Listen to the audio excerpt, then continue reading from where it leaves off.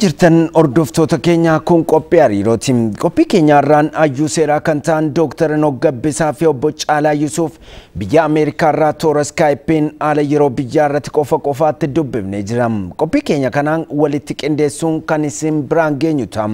Hanga xumuraatti nu faana tura.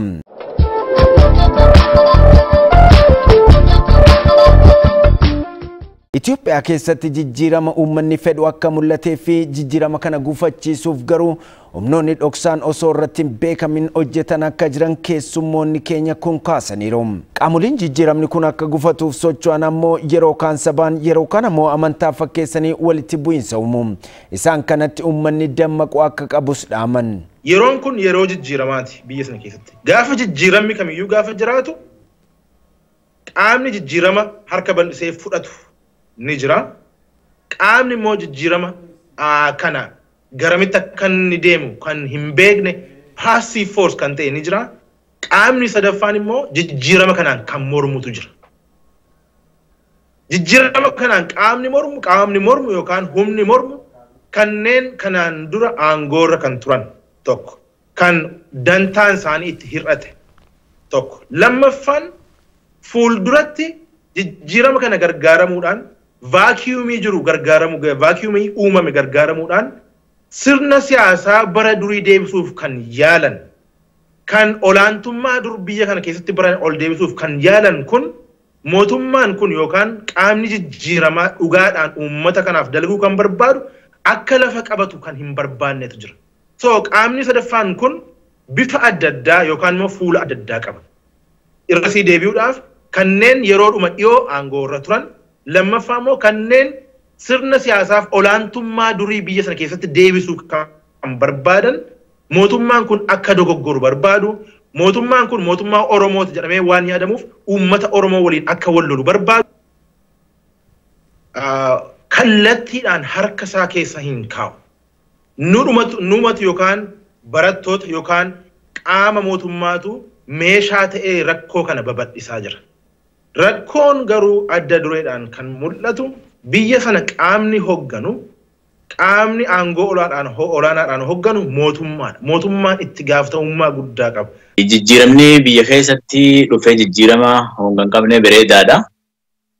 Eega gamana deebines rakkoon tokko biyya keessatti haa mul'atu malee waan gaarii arkanne tokko haruma uummata Oromoodha yoo qabannee jabeeffanne malee wanni sodaachisu yoo nuti tokkummaa dhabne qofa. Yoo tokkummaan keenya jiraate jijjiiramni itti fufeetuma galma gayaa jechuudha. Namoonni maqaa Oromootiin qabsaa'an Oromootaan hundinuu waan gartee qabsoo Oromoo irratti gufuu ta'an natti hin fakkaatu jechuudha. Kan ammoo garaagarummaa yaadaa tan akkaataatti keessummachiisanii fi akkaataa itti gartee wal simachiisaniitu garaagarummaa guddoo qaba jechuudha. Waan saniin alaa uummanni keenya silaa tokkoomuu baatee qabsoo tana qabsaa'ee asiin hin gahu bilisummaadha jechuudha. Karaa bilisummaatti waan nu geessaatu karaa irratti deemaadhaa jira. Wanni kun ammoo ilmi tokko dhalaatee harruman cehu daaddee afraniin daaddee deemee achi ol ka'ee takka lama je'ee lafaa ka'ee cehaa jechuudha. Wanni kun waan akkasitti gartee guddisnee galmaan gahuu qabnu waan taate jecha tokkummaan uummata keenyaa ta dur caalaa ammallee itti fufteetuma akkasuma jabaachuu qabdi.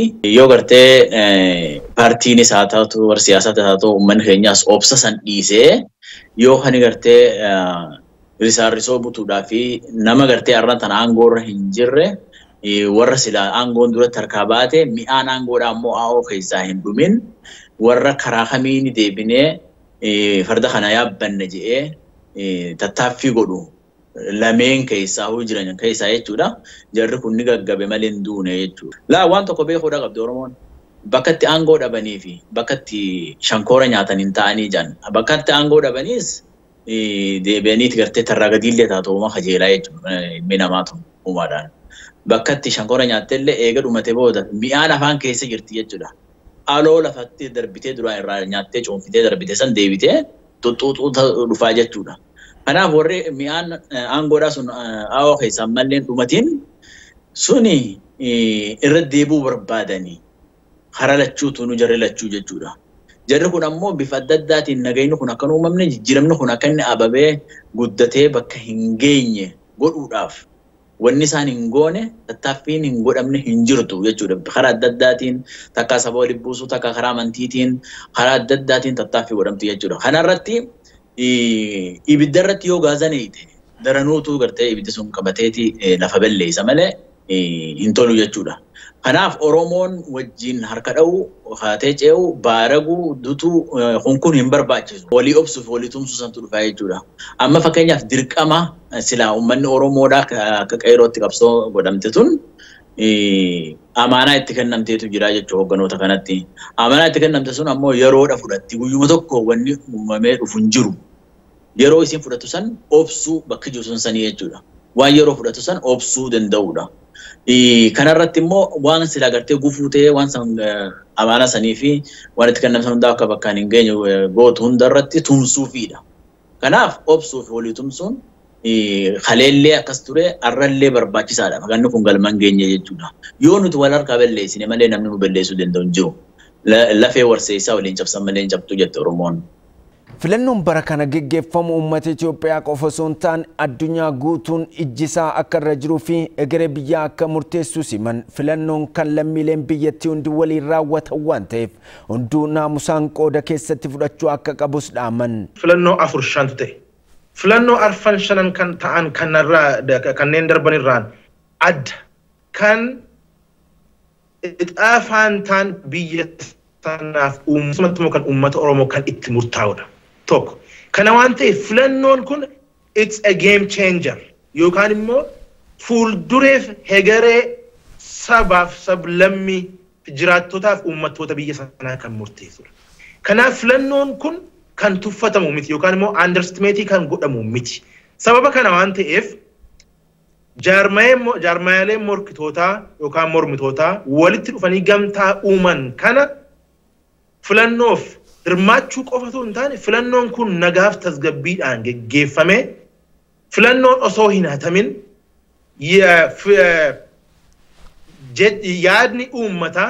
yaadni uummataa yookaan filannoon uummataa dhugaatti akka inni godhuuf hojjechuun barbaachisaadha. Kanaaf qaama sadiitu itti gaafatamummaa qaba. Adda dureedhaan uummatni Oromoo akka waliigalaatti yookaan immoo uummatni biyya sanaa akka waliigalaatti electoral zone yookaan immoo dhaabbota electionii yookaan filannoo kana eeguu danda'utu irra jira. Tokko. Lammaffaa paartileen mormitootaas ka'anii waan kana haala barbaachisaa ta'een filannoon kun akka bakka ga'uun tasgabbiidhaaf nagaadhaan akka bakka ga'uun hojjechuun barbaachisaadha. Sadaffaaf inni importantiin mootummaan kun sodaachisuu tokko malee akkuma jijjiirama kana irratti amane mootummaan kunis filannoon kun nagaaf tasgabbiidhaan akka gaggeeffamu ifaaf bilisaan haala dimokiraatik ta'een akka gaggeeffamuuf uummata impaawarii gochuu danda'utu irra jira. Qaamoleen kun sadan uummata mootummaa fi garee mormitootaa waliin ta'uudhaan dirqamaaf itti gaafatamummaa waliif hiruun barbaachisaadha. Kun yoo hin taane pre-election dispute fi post-election dispute itti deemna. Dhiiga wal dhangalaasuutti deemna. Kun immoo seenaa biyya sanaa keessatti yeroo itti uummanni Oromoo mataa ol qabachaa jirutti dhiiga wal dhangalaasnu yoo ta'e hunda keenya wal qabatee qilee seenna. Qaamni tokko yookaan obbolaan Oromoon tokko mo'ee Oromoo gara biraan mo'amuu hin danda'u. Gaaffiin Oromoon qabdu waliin qabna. Waliin deebisna.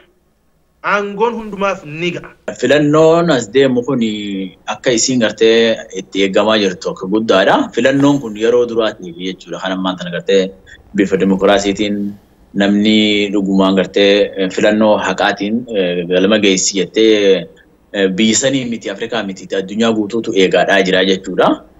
Kanaaf Oromoonni paartiileen siyaasaadhaa kan silaa filmaata keessatti hirmaachuudhaaf deeman hundinuu bifa tasgabbii qabduu fi dammaqa olaanaadhaan naamusa guddaadhaan deemuudha qaba jechuudha. Kanarratti kan mo'us ni jira, kan injifatamus ni jira, kan injifatus ni jira jechuudha. Wanni garaagarummaa guddoo fidu dimokiraasii keessatti sirna gadaa keessattis gadaa walii dabarsuudha. Yoo aangoorra jiru sun mo'amee aangoorratti dhufuuf deemu saniif gadaa dabarsuudha qaba jechuudha. Yaa'ii takka malee sodaa takka malee namni kun waan inni hojjedhe san itti fufee galmaan ga'e jedhee kaangura duraan ture sitti amanuudhaa fi kaanguratti dhufuuf deemu sunis waan silaa agartee duraan karaarratti hafees galmaaniin gayaa kan inni hojjechaa jiru sunis gaariidha jechuudha. Irratti wal deeggaruudhaan wal faarsuudhaan walirraa fuudhuudhaa jechuudha. Kana jidduutti filmaata kana keessatti yeroo hedduu waan silaa baratameetu jira. Keessaa biyya keenya san keessatti hiriirri dhufuun jira, sagalee hatameenis turtee waan hedduutu jira jechuudha. Kun immoo jechuudha eega jijjiiramni kun dhufe filmaanni dhufe waan hin jirreef jecha waan akkanaatu ta'a akkasi ta'uu ooltu jennee wanni nuti gartee tilmaamuu qabnu illee hin jirtu. Wanni nuti godhuu qabnu immoo filmaanni kun filmaata karaa gartee sirnaatiin ta'uu sirna dimokiraasiitiin ta'uudha qaba. Warri silaa aangoorra jiran warri biyya bulchaa jiran boordiin filmaataa hundinuu akka filmaanni kun ifaa fi walaba tahee paartiilee siyaasaa hunda mirga isaanii eegdu sagalee miidiyaa irratti kennamtu diibeetii gartee silaa wal falmii namni na filadhaa jedhee godhu hundinuu akka sirnaan wal qixxummaadhaan airtaayimii illee jechuudha yeroo gartee TV irratti dhiyeessan illee wal qixa kennuudhaan yoo godhame hedduu gaariidha jechuudha. Tokkollee hagama haanis haangorra jiruuf haangorratti hin jirres akka mufachiifne ta'uudha qabaa jechuudha. Yoo akkasitti eegala gaarii taha akkasumatti filmaanni eega xumurame boodaas karaa nagayaatiin waliif dabarsuu danda'uun yoo haangorra jiru moohes karaa nagayaatiin haangorra moohame sun fudhatee baga gammaddee waliin jaanii harka wal fuudhuun sun sirna gadaa Oromoodhaati waan ta'eef jecha ababa siyaasaa habashaadhaa duratti san dhiifnee karaa gartee dimokiraasii karaa sirna gadaa sanitti yoo deemne gaariidha jira.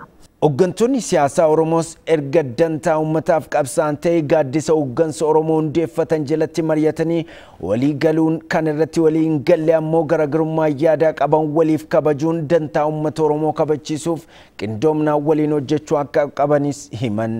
Hooggantoonni Oromoo jala taa'anii walitti qabamanii garaagarummaan keenya akkuma jirutti jiraate waloodhaan kan ni Oromoof gochuu dandeenyu maali kan jedhanii taa'anii kan itti mari'atan. Mariin kun immoo kan bakka ga'uu danda'u wal tuffiidhaan miti. Muummichi ministeeraa jarreen hooggantoota Oromoo kaan kabajaadhaan wal qixxummaadhaan taa'eeti kan inni mari'achuu qabu. Hooggantoonni kaanis muummicha ministeeraa kabajaaf jaalalaaf tokkummaadhaan taa'anii mari'achuu danda'utu irra jira.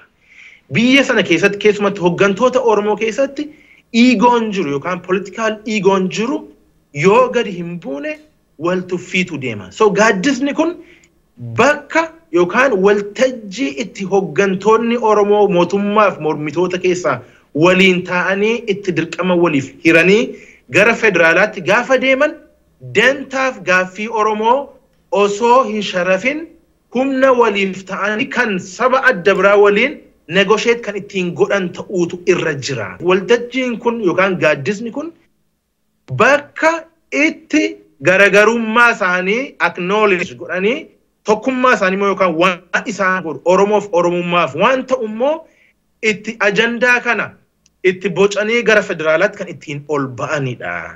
Kana yoo hin taane biyya sana keessatti PP qofa yookaan immoo ODP qofni uummata Oromoof waa tokko gochuu hin danda'u. KFO'n qofni uummata Oromoof waa gochuu hin danda'u. Addi bilisummaa Oromoo qofni uummata Oromoof waa deebisuu hin danda'u. PABO'n qofaa isaatti waa gochuu hin danda'u. Sababa dhimmuma salphaa kana hubachuu dadhabuun nama aarsa, frustrate nama godha. So gaaddisni kun sana fayyaduu danda'a, jara kana walitti butuu danda'a jedheen amana.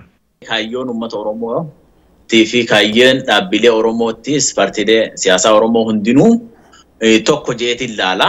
Maaliif jennaan fedhii olaantuu fedhii saba keenyaa qabsoo saba keenyaa galmaan ga'uudhaaf hundinuu qabsoo godha. Namoonni maqaa Oromootiin qabsaa'an Oromootaan hundinuu waan gartee qabsoo Oromoo irratti gufuu ta'an natti hin fakkaatu jechuudha. Kan ammoo garaagarummaa yaadaa tan akkaataatti keessummachiisanii fi akkaataa itti gartee wal simachiisaniitu garaagarummaa guddoo qaba jechuudha. Waan saniin alaa uummanni keenya silaa tokkoomuu baatee qabsoo tana qabsaa'ee asiin hin gahu bilisummaadha jechuudha. Karaa bilisummaatti waan nu geessaatu karaa irratti deemaadhaa jira. Wanni kun ammoo ilmi tokko dhalaatee harruman cehu daaddee afraniin deemee daaddee deemee achi ol ka'ee takka lama je'ee lafaa ka'ee cehaa jechuudha. Wanni kun waan akkasitti gartee guddisnee galmaan ga'uu qabnu waan taate jecha tokkummaan uummata keenyaa ta dur caalaa ammallee itti fufteetuma akkasuma jabaachuu qabdi. Dhaabbileen siyaasaa Oromootis garaagarummaa siyaasaadhaa garaagarummaa qaban ta yaadaa jirtu wal simachiisanii gar tokkotti siqanii tokkummaa isaanii jabeessaniiti. Tokkummaan uummata keenyaa daranuu cimtee itti fufuu dandeessi jechuudha. Yoo isaan ammoo jechuudha yoo jaarmoleen siyaasaa paartiileen siyaasaa jirtu tuni tokkummaa fi hin garsiifne yoo tokkummaa isaanii akka gaariitti hin jabeessine yoo isaan bakka takkatti siqanii waliin kan hin jiraanne taate rakkoon isaan gidduu jirtu sun karaa uummataatti gabbu'aa, karaa naannootti gabbu'aa, karaa gosaatti gabbu'aa waan hamtuudhaas fuula dura dhufaa jechuudha. Kanaaf dhaabbileen siyaasaa Oromootii fi paartiilee jiran hundinuu tokkummaa isaanii tan tokkummaa saba keenyaa, tokkummaa uummata keenyaa hin tuqnee fi tokkummaa biyya saniillee hin tuqne ta'uudha qabdiin jira. Warri silaa aangoo irra jirus sirna dimokiraasiidhaa, sirna abbaa gadaadhaa hordofuudha qaba.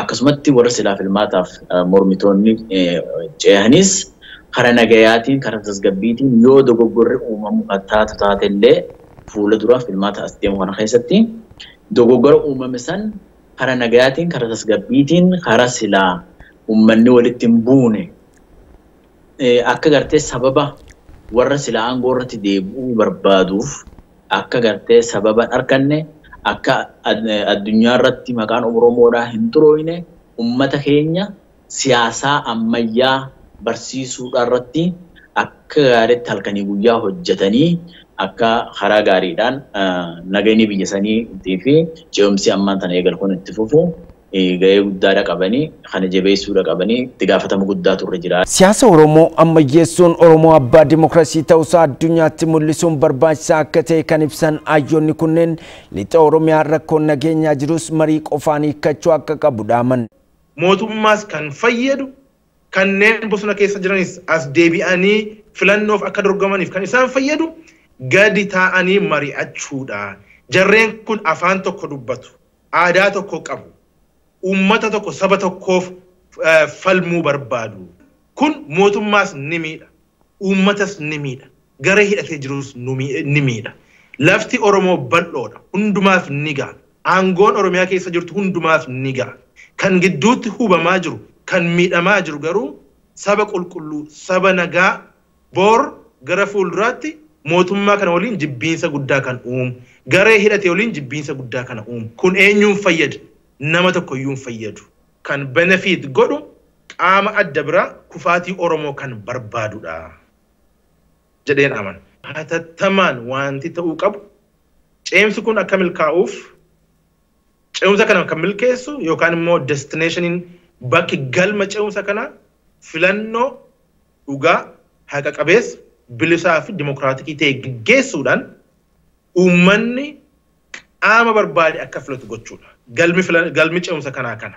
Kana waan ta'eef filannoon kun nagaaf tasgabbiidhaan akka gaggeeffamuuf meeshaa lafa kaa'uudhaan ol deebi'anii gaaddisa tokko jalatti mari'achuun barbaachisaadha. Karaa warra silaa gartee hidhatee bosona keessa jiruutii fi rakkoo nageenyaa naannoo san jiru rakkoon nageenyaa hogota kallee kan inni miidhu hawaasa. Uummata naannoo san jiru miidha jechuudha. Yoo waan dabreerraa waa baranne gaariidha. Warri mootummaadhaa kana aangoo irra jirus warra silaa gartee nageenya booressu sanii wajjin mari'atanii nagaya booressitoota jechuu fi maqaa balleessuu qofaan osoo hin taane maali rakkoon ta'e san janiitti siqanii warri mootummaa aangoo irra jirus yoo gaafatanii rakkoo san furmaata godhan gaariidha. Furmaanni naannoo sanitti dhufu uummata naannoo san jiru bu'aa guddaadha qabaa. Oromiyaaf bu'aa guddaa qabaa. Biyyattii Itoophiyaa saniif illee bu'aa guddaadha qabaa jechuudha.